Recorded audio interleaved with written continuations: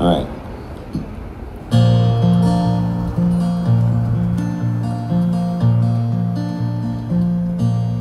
I've been down this road before. I remember every tree, every single blade of grass holds a special place for me. And I remember every town and every hotel room and every song I ever sang on a guitar out of tune. I remember everything, things I can't forget. The way you turned and smiled on me on the night that we first met. And I remember every night your ocean eyes of blue. How I miss you in the morning light, like roses miss the dew.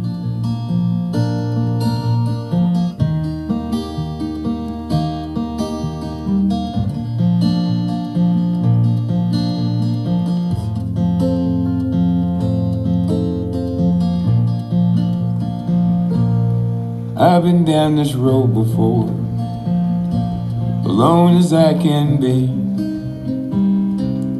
careful not to let my past go sneaking up on me.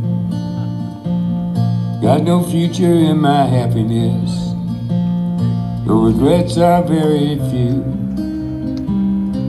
Sometimes a little tenderness was the best that I could do.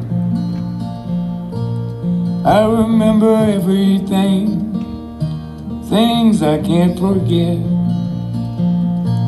Swimming pools of butterflies that slip right through the net. And I remember every night your ocean eyes of blue. How I miss you in the morning light, like roses miss the dew. How I miss you in the morning light, like roses miss the dew.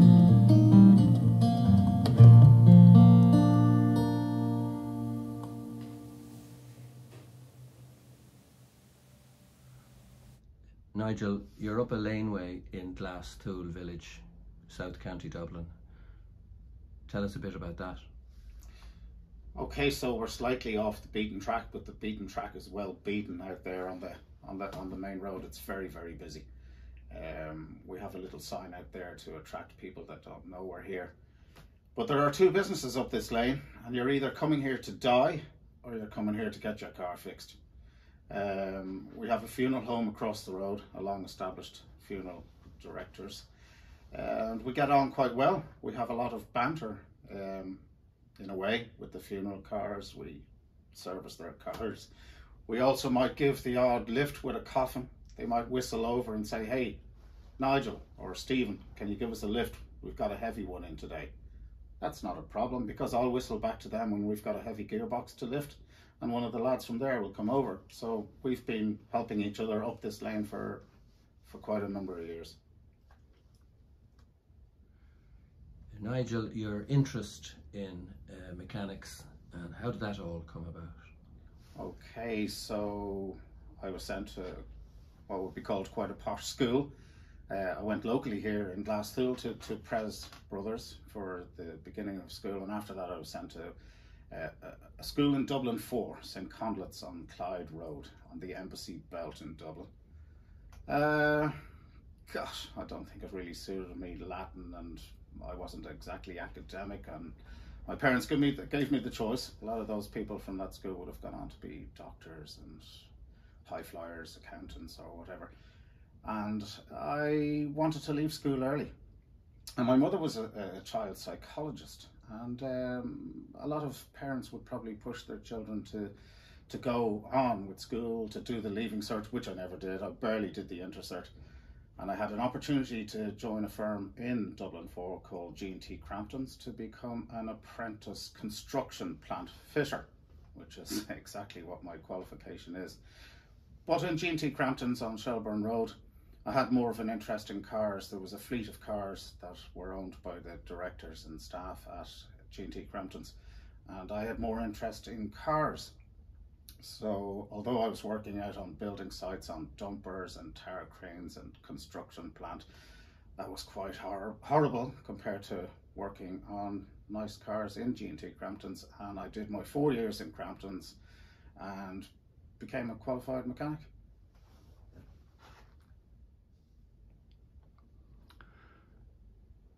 Nigel Motors, where did it all begin?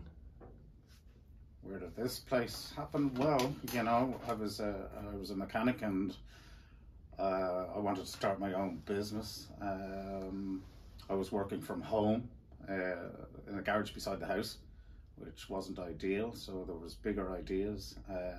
I came down to this place in Glasstool, and there was a man selling a car, local Caveston, Mr. Caveston, who's passed now, John Caveston, came up to my house, to my garage at the house, to ask me to come down here to look at a car that a man had for sale. This place was a petrol station, and there was a car parked here that Mr. Caveston was interested in.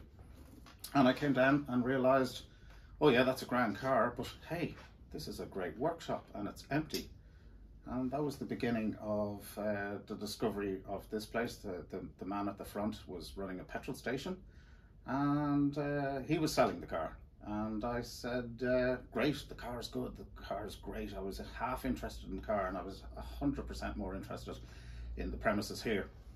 And there was leaves blowing around on the floor, there was no equipment here, it was an empty premises, but it was ideal to get away from the garage beside the house and come down and have a functioning garage. That was it. Nigel, what about the minefield when a typical customer knocks on your door here on a Monday morning with a vehicular problem?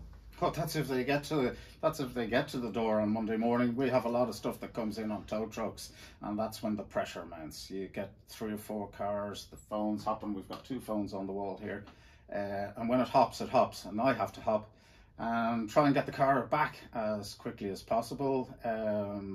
Some customers, very few, might be relaxed and give me the car for 3 or 4 days while I wait for parts. In 90% of the time, it's, I need this car back. What time will you have it? I've got to collect the kids from school. My husband is doing this. The car is more important to people than eating or than husbands and wives. Car comes number one. It's amazing how we depend on our car, and that can mount a little bit of sweat and pressure in this particular business. Do electric cars ultimately put you out of business? Hopefully. Hopefully they bring me to a stage of retirement where I can go and just lie on a beach, although I'd find it hard to retire. This is the next problem, you know, what will I do afterwards?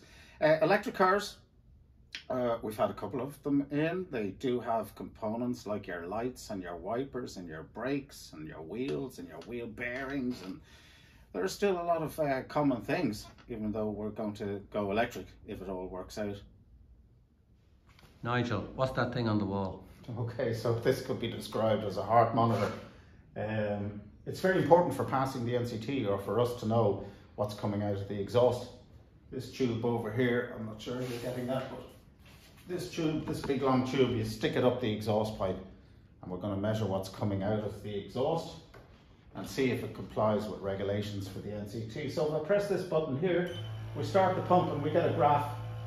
We get a chart here, and we have our CO, our hydrocarbons, and a lambda sensor, a lambda reading, which is not there now. We actually need to be plugged into a car. And we can read all this and decide if it's good to go for the NCT or not. So Nigel, this is the surgery.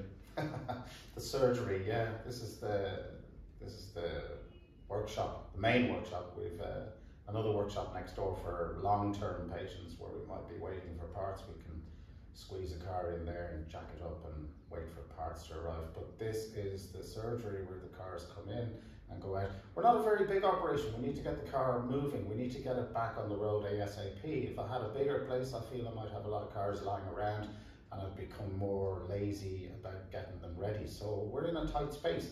So it's important to get the cars in, get them fixed and get them out. Nigel, these look like the implements from a torture chamber. What have we got here? Okay, so we've gone from the sophisticated heart monitor to the actual bashing and crashing that happens. We've got chains, you know, torture chamber is a good description for it. We've got oil filter removers, these are for taking off oil filters. We've got welding glasses, hacksaws, something you probably find in your own house, wire brushes, again oil filter removers, and then we've got the levers and hammers and bashers, and when things are getting really nasty, we have to use... That's a weapon. Force. We have to use force. That's it. Okay, Barry, yeah, how you doing? Did that EGR valve come in yesterday? I ordered overnight. Reference Dave, EGR valve for Transit.